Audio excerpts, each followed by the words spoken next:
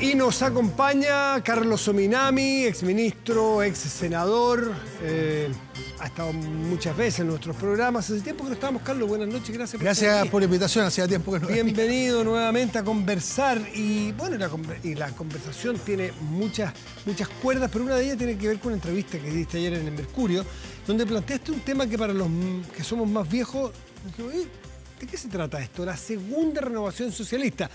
Digo la segunda porque tiene que haber una primera, y la primera es al regreso de la democracia. Bueno, efectivamente, la primera renovación socialista tuvo lugar básicamente durante los años 80. O sea, en el exilio. En el exilio y también en el interior. Y el producto. Era un diálogo muy estrecho entre el exilio y el interior del país. Mucha gente. Ricardo Lagos estaba por de pronto en Chile, Ricardo Solari, Eugenio Tironi, José Joaquín Brunner, varios de ellos estaban... que era digerir la derrota de la Unidad Popular. Exactamente, era procesar eso, pero yo diría que la primera renovación consistió básicamente en dos cosas. En la revalorización de la democracia, entender que la democracia no era simplemente un instrumento, sino que era el espacio y el límite para el desarrollo de cualquier propuesta política. Por tanto, entonces, había que reconocerla como una especie de conquista universal, como marco, y terminar con esto de la democracia burguesa, la democracia de clase. La democracia es una conquista universal. Y en segundo lugar, el reencuentro de los demócratas, como finalmente lo bautizó el presidente Elwin, que pudiéramos encontrarnos, la gente de izquierda, con los representantes del centro, que eran muy poderosos en esa época, la democracia cristiana, con la cual habíamos tenido profundas diferencias. Y menos de 10 años antes estaban en bandos. Bueno, exactamente, con una convicción muy fuerte, que es fundamental para cualquier proyecto de transformación dotarlo de un gran respaldo, y ese respaldo políticamente significa una alianza entre el centro y la izquierda, porque cada vez que el centro se aliaba con la derecha terminábamos en desastre, que fue el desastre del golpe de Estado del 73.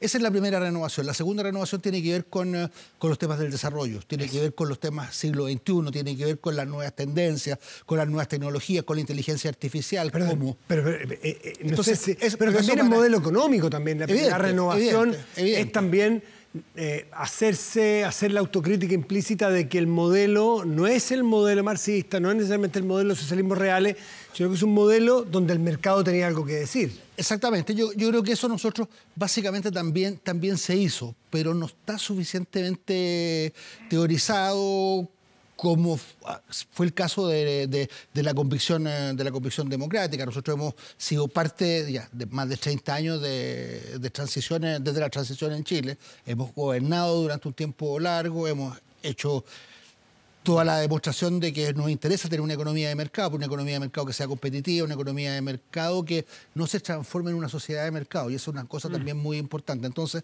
yo creo que ahí tenemos un pendiente. Además, hay que reconocer lo siguiente. Yo creo que el socialismo sigue siendo una idea bonita. La idea de que es posible la fraternidad, la idea de que es posible la solidaridad, que los jóvenes apoyen a los viejos, que los más sanos se preocupen de los más enfermos. Esa es una idea bonita. Lo que pasa es que a nombre del socialismo, también durante todos estos años se han cometido muchas tropelías.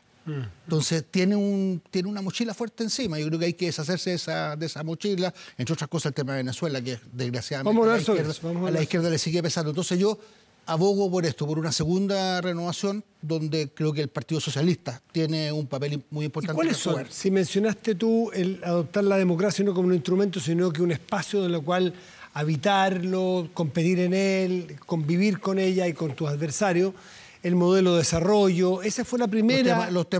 Todos los temas de política internacional, por ejemplo, cómo debe situarse el socialismo respecto de lo que está ocurriendo en el mundo, de esta falta de gobernanza en el mundo, de este verdadero caos en el cual se está transformando el mundo. Pero esta es la segunda renovación. Yo decía, sí, esa fue la segunda renovación. La primera estaba como muy concentrada en los temas, yo diría, de la democracia y los temas de la generación de una base de respaldo para las transformaciones que era y esto entonces integrarse, la segunda. Integrarse, esto es siglo XXI, esto es el desarrollo, esto es cómo compatibilizar mercado con Estado, que siguen siendo, es un tema clásico, pero es también algo sobre lo cual tenemos que resolver, incorporando además las nuevas temáticas. Las nuevas temáticas, ¿cuáles son, Matías? Está todo el tema de la igualdad de género, planteada con fuerza por el feminismo, todos los temas de la sustentabilidad. El socialismo y la izquierda tradicionalmente eran muy productivistas. Era muy de los fierros, muy de producir, independientemente de las condiciones que eso pudiera, o los efectos que eso pudiera generar en materias ambientales. Yo creo que hoy día el socialismo tiene que también reconciliarse con la sustentabilidad, con el feminismo sin lugar a dudas, pero también con la innovación. Yo creo que ese es otro tema muy, muy importante. A mí me parece que, por ejemplo, en el caso de nuestro país, todo lo que se ha hecho respecto al Congreso del Futuro, el socialismo tiene que ser capaz también de alimentarse de eso, alimentarse de Puerto de Ideas, alimentarse del Festival de Teatro a Mil, de las prácticas solidarias de techo. Tenemos que abrirnos y poder tener una mirada distinta. Y yo creo que a partir de eso, el Partido Socialista, que ha logrado sobrevivir, va a cumplir 100 años y ha logrado sobrevivir, pasó por tiempos muy, muy difíciles en dictadura, tiene la posibilidad, junto con otras fuerzas, con el Partido por la Democracia, los radicales... ¿Tiene vocación, tú que eres economista además, ¿tiene vocación de crecimiento económico un socialista hoy? O sea, yo creo que es una cosa sobre la cual también todavía nos falta tener una convicción mayor. Yo personalmente la tengo, creo que la demostré siendo ministro de Economía. Haciendo ver de que sin un crecimiento alto era imposible sustentar políticas sociales generosas como las que en esa época se pudieron poner en práctica. Buena parte de los problemas que hemos tenido durante el último tiempo tienen que ver con una cierta tendencia al estancamiento que se ha manifestado en Chile, ya no en este gobierno. 10 años por lo menos. 10, 15 años. 10, 15 años, y eso me parece a mí que también es parte de esta segunda renovación, tiene que ver con la reivindicación de las estrategias de desarrollo, con una palabra que por lo demás una expresión que está muy prohibida en Chile, que son políticas industriales, que es algo que se está practicando en prácticamente todos los países del mundo. Antes de preguntarte si esto es un fenómeno nacional o internacional, porque la renovación del socialismo también fue internacional, ¿no es cierto? Los socialdemócratas en muchas partes del mundo lograban integrar el mercado con el Estado, ¿no es cierto? Pero preguntarte antes, como las mochilas o los anatemas para un socialista muchas veces eran el crecimiento, eso era para los señores de la Sofofa, caricaturizando, y la seguridad. Sin duda. Era para la derecha, era para los militaristas, para los que... Y hoy día uno los ve, no sé qué tan impostado y cuán profundo es la creencia de que hay que crecer y hay que tener seguridad. Yo creo que es una muy buena pregunta, y creo que eso está en el centro de lo que yo llamaría esta segunda renovación. Un poco a las patadas se ha aprendido que la seguridad es importante, pero todavía como que se entiende como una política específica, como complementaria a todo lo que ha sido el gran diseño del socialismo y la socialdemocracia, que es la construcción de estados de bienestar. Yo creo que hay que teóricamente, conceptualmente, políticamente, ideológicamente, incorporar el tema de la seguridad ciudadana como una viga central en la definición de un estado de bienestar. No se puede gozar finalmente de ningún otro derecho si la gente al salir a la calle no tiene la seguridad de que no le va a pasar nada, que va a poder estar tranquila. Entonces yo creo que hay también una redefinición que hacer respecto de los temas de seguridad y respecto también de los temas de crecimiento. Son dos temas que eran de la derecha y yo por eso creo que tenemos que incorporarlos, pero no con una especie de adhesión utilitaria, como de mala gana, sino que hay que ponerle también teoría. ¿Se desdibuja entonces, Carlos, estos antiguos límites de la derecha y la izquierda? Porque ustedes, entre comillas, le roban estos conceptos de seguridad y crecimiento que eran de la derecha, estamos haciendo caricatura, y la derecha les roba a ustedes la solidaridad, ¿no es cierto?, el bienestar, no sé, que haya un presidente Piñera que haga le interese la PGU o le interese la ley de igualdad de género. Ellos también le roban temas que eran de ustedes. Entonces, hay una bidireccionalidad en los temas. Claro, pero eso no significa que los conceptos de derecha e izquierda terminen completamente disueltos. Yo creo, se desdibuja, tradicionalmente, Matías, siempre lo digo. ¿Y qué es lo que es ser de izquierda? Ser de izquierda es buscar la compatibilidad entre la libertad y la solidaridad. Los conservadores, la gente de derecha, ponen mucho el acento en la libertad, se desinteresan de los temas de las desigualdades. Yo creo que la gracia de todo esto y lo difícil de todo esto es la compatibilización entre libertad y desigualdad. El socialismo real capotó, colapsó, porque no fue capaz y trató de buscar la igualdad sacrificando la libertad, y finalmente eso se desplomó. Y por otro lado también el neoliberalismo tampoco funciona cuando hace una gran apología de la libertad, pero no es capaz de generar condiciones mínimas de igualdad. Entonces, vaya novedad, los extremos no funcionan. Por eso, Matías, que sigo diciendo que el socialismo es una idea bonita. Es la idea justamente de compatibilizar libertad con solidaridad. ¿Es una idea bonita que es capaz de sacar a gente de la pobreza? Creo que sí, sin lugar a dudas. La experiencia europea así lo demuestra. Yo creo que las experiencias más desarrolladas de inclusión social son las que han tenido lugar en los países escandinavos, pero para no ir tan lejos, en países que no son más cercanos, como Portugal, como España. España era un país súper pobre y súper desigual hace 40, 50 años atrás. Y que la Unión Europea le puso plata. Le puso plata, pero también hubo una acción política deliberada. El socialismo español es un gran actor del desarrollo de España. Es también un actor que está hoy día en conflicto, tiene una oposición fuerte. Pero a mí me parece que, por ejemplo, toda la experiencia española es súper interesante desde el punto de vista de la construcción de un estado de bienestar. Hoy día España es un país líder en materia de derechos de género, por ejemplo. Es líder. ¿Y en Latinoamérica cómo anda el socialismo? ¿Se comporta con esos liderazgos admirables que ves tú en el de España, más allá de sus matices? Mira, yo creo que hay liderazgos importantes en la región, sin lugar a dudas. ¿Qué socialismo sudamericano te llama la atención para destacar y seguir eventualmente en algunos aspectos? Mira, yo creo que no hay un socialismo sudamericano que uno pudiera, o latinoamericano que uno pudiera poner como ejemplo. Yo creo que el caso del llamado socialismo siglo XXI de Venezuela es justamente un contraejemplo que nos hace muchísimo daño. Cuba es, desgraciadamente, un país, una especie como de náufrago de toda la experiencia socialista anterior, que es un sobreviviente de un periodo terrible, un país además que tiene un destino bien comprometido, una situación de mucha incertidumbre. Entonces, creo que hay liderazgos interesantes. El liderazgo de Lula es un liderazgo, sin lugar a dudas, interesante, potente, que se escucha a nivel internacional. Y creo que tenemos el desafío todavía de generar una nueva experiencia que no la vamos a poder hacer solo. Cuando yo hablo de esta segunda renovación, creo que es una problemática que también tienen los brasileños, una problemática que tiene el Frente Amplio en Uruguay, es una problemática que además podemos, creo yo, compartirla y enfrentarla en conjunto con los socialistas españoles, con la izquierda francesa que está buscando también recomponerse. ¿Pero qué izquierda francesa? La izquierda que hoy día se constituyó en esto que se llama el nuevo Frente Popular, que fue la primera mayoría relativa en las últimas elecciones, y es probable que pueda hacer gobierno durante los próximos días. El presidente Macron tiene que tomar una decisión respecto a quién va a nombrar como primer ministro, y es probable, o sería lógico, que nombrara a la fuerza que tuvo la primera mayoría. Entonces, pero todo esto para redondear la idea, Matías, yo creo que aquí el socialismo tiene una mochila grande en el mundo. Y hay que deshacerse definitivamente de esa mochila y construir también un nuevo proyecto que esté acorde con la realidad del siglo XXI. Nosotros estuvimos muy concentrados en los temas de la transición a la democracia y creo que lo hicimos básicamente bien. Maduro, la paradoja es que Maduro les está dando una oportunidad de oro para sacarse una mochila, porque hoy día es relativamente fácil mirar que ese no es un ejemplo por ni un lado. Violación a los derechos humanos, diestra y siniestra, miseria y pobreza, exilio por pobreza, persecución, desaparición de personas. Ahí tiene un fraude electoral, que a esta altura, al lado de todo lo otro, parece una pecata minucia. Robarse una elección versus 23 muertos en las calles según la ONU, robarse una elección es de este porte al lado. Pero en fin. Igual era un régimen que el tiempo de Chávez era respetuoso, era buscar, respetar la arquitectura institucional, las formalidades de la democracia. Parte con Chávez. Aquí están así, que la elección venezolana fue ejemplar hasta las 6 de la tarde.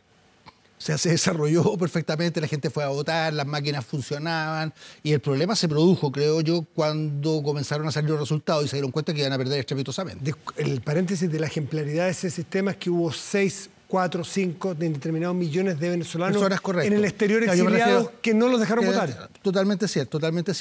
Ahora, yo me refiero a que el desarrollo del proceso electoral el día mismo de la elección parecía un proceso normal.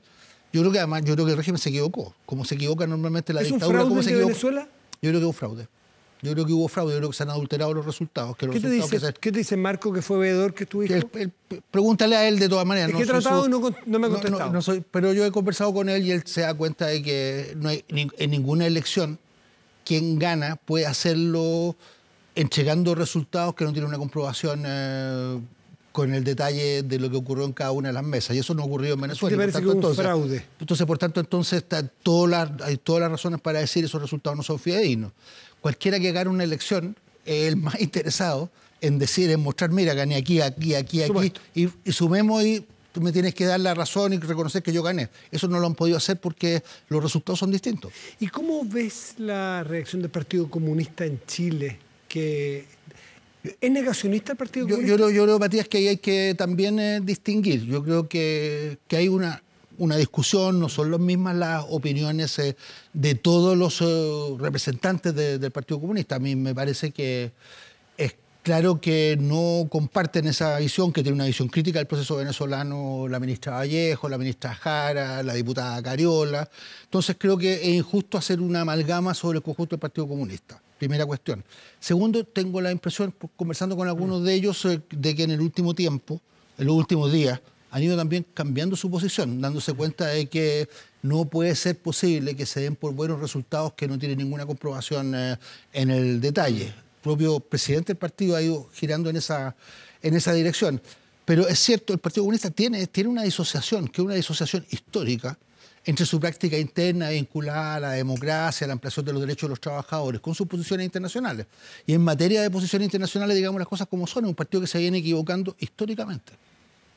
Y yo lo lamento. Ojalá, ellos están hoy día en el Congreso, ojalá que pudieran terminar con esa disociación y tener una postura en materia política internacional que sea más consistente con lo que es su práctica en la realidad chilena. Llama la atención, más allá, insisto, del eventual fraude y la posición de apoyo internacional a un régimen, es que cuando las Naciones Unidas, hoy, es que a mí me llama mucho la atención, pide que pare la persecución del régimen y habla de 23 personas muertas, entiendo que el 80% son menores de 30 años, muertos en las calles, en las manifestaciones, que hay varios líderes desaparecidos, que no se sabe de su paradero, que eso a una izquierda chilena que fue víctima de eso mismo hace no tanto tiempo, hoy día no les llaman la atención y no sean radicales. Matías, a la mayoría que hay algunos, digo. A la mayoría de la izquierda le llama mucho la atención y somos muy, muy críticos de todo lo que está ocurriendo. ¿Pero hay negacionismo en alguna parte de la izquierda? Hay negacionismo en alguna parte. Yo creo que una parte hoy día bastante minoritaria, muy, muy minoritaria. Yo diría que la visión ampliamente mayoritaria en la izquierda es una visión muy crítica de lo que está haciendo el régimen de Maduro.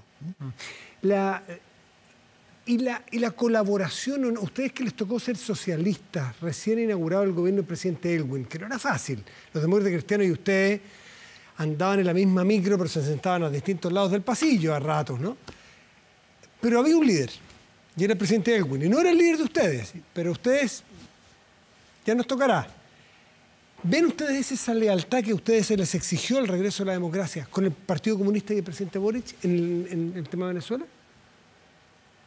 Bueno, yo creo que con el presidente Boric tenemos una convergencia de posiciones respecto a lo de, ustedes sí, lo de Venezuela. Me refiero a la lealtad del Partido Comunista con el presidente Boric. Es que yo creo que los comunistas tratan...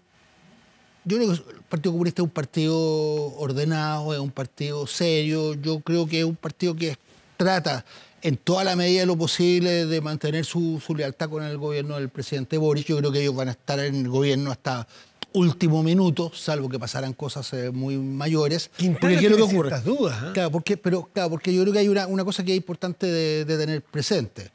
Esta discrepancia tiene que ver fundamentalmente con temas de política internacional. La política internacional, constitucionalmente, la dirige el presidente de la República, y estas disensiones, las diferencias, las posiciones distintas que pueda tener el Partido Comunista no influyen en nada en la posición del gobierno chileno. Eso es muy importante. Es raro que pase en una coalición, pero es la particularidad de la política internacional. Entonces, desde ese punto de vista, a mí me parece que también se exagera cuando se dice no, que si un partido tiene esas posiciones es imposible mantenerlo en la coalición. Yo creo que no, yo creo que es una discrepancia importante que habrá que resolverla en algún momento, pero en la medida en que no afecta el quehacer del gobierno, porque las relaciones internacionales las lleva el presidente de la República y eso lo hace sin que lo que diga Lautaro Carmona tenga ningún tipo de incidencia. Me parece a mí que permite que haya una coexistencia dentro de una coalición que requiere también de tener un respaldo que le permita sacar adelante sus proyectos. Pero de alguna manera, claro, el que dirige la política exterior es el presidente de la República, que duda cabe, por lo tanto lo que diga el Partido Comunista es inocuo en la acción del país. Es que eso es muy importante, podría no ocurrir en nuestros ámbitos. Claro, pero entonces con mayor razón uno debería quedarse callado porque es solamente ponerle palos a la rueda de la bicicleta. Es que yo creo que por eso digo que es una disociación antigua, histórica, del gran Partido Comunista de Chile. El Partido Comunista de Chile era, toma nota Matías, era el tercer partido comunista más grande de Occidente después del italiano y del francés. Era el más grande de América Latina, salvo el cubano. Pero durante su momento, antes que existiera el cubano, era el más grande de América Latina. Y era un partido con mucha inteligencia, con los Nerudas, con Volodias, con Lucho Corbalán, pero así todo se equivocaba sistemáticamente en los temas internacionales, se peleó con Allende. Tuvo un punto de vista distinto al presidente Allende del año 68 frente a la invasión a Checoslovaquia. Sí. Salvador Allende la condenó, el Partido Comunista la avaló. Carlos Minami está de vuelta en el Partido Socialista. Fue senador, pero después se salió por las razones más filiales que políticas, creo yo, pero eso ya será para tus memorias. Cuando Marcos fue candidato presidencial. Año 2009. Pero volviste a tu casa. Cierto. Entonces te toca volver también y tienes algo que decir en la elección de tu próximo candidato o candidata. ¿Michelle Bachelet es tu candidata? Yo creo que el tema presidencial todavía está abierto y soy de las personas que escuchan atentamente a la presidenta Bachelet. Y la presidenta Bachelet ha dicho en todos los tonos que no quiere ser candidata. Ha dicho en todos los tonos que es fundamental que haya... No dice que haya gente joven, dijo, fue bien precisa, que haya nuevos rostros, que pueden ser jóvenes o no tan jóvenes. Entonces, yo creo que ahí también hay algo que es un poco malsano, en el sentido de que el involucramiento que ella estaba haciendo en pos de la unidad de la centroizquierda, en pos de apoyar a este gobierno, yo creo que ha dado una gran muestra de responsabilidad, ha dado sangre apoyando a este gobierno. Creo que eso siempre se ha leído en una clave electoral. Entonces, creo que es un poco injusto porque ella ha dicho sistemáticamente que no va a ser candidata. No es tajante en lo público el decir que no. Hoy día se lo volvió a escuchar y a decir que lo que ella quería era que hubiera una renovación de rostros. Pero nos dice, una vez hay una famosa frase de Bush, una época de campaña, Bush padre, que dijo, read my lips, lea mis labios a la cámara. No more tax. O sea, vamos a bajar los impuestos. Escúcheme, cóbremelo un poco. Uno no ve, dice a Michelle Bachelet, con el poder y la potencia que tiene. Escúcheme bien, no voy a ser candidata, no me lo vuelvan a preguntar. Eso no se Yo creo que quizás como se ha constituido la situación, la evolución que ha tenido durante las últimas semanas, creo que va a ser importante que ella lo pueda, si ella realmente lo cree, que lo diga de manera tajante, porque porque de otra forma tiene esto que es una acción súper positiva de apoyo al gobierno, de esfuerzo a la unidad, pero un árbol grande da sombra y bajo la sombra evidente. Es una sombra que permite que otros liderazgos se proyecten. A mí me pareció también interesante, creo que fue ella también la que dijo hoy día, miren cómo pasan las cosas. Los temas presidenciales se están resolviendo en tiempos más cortos.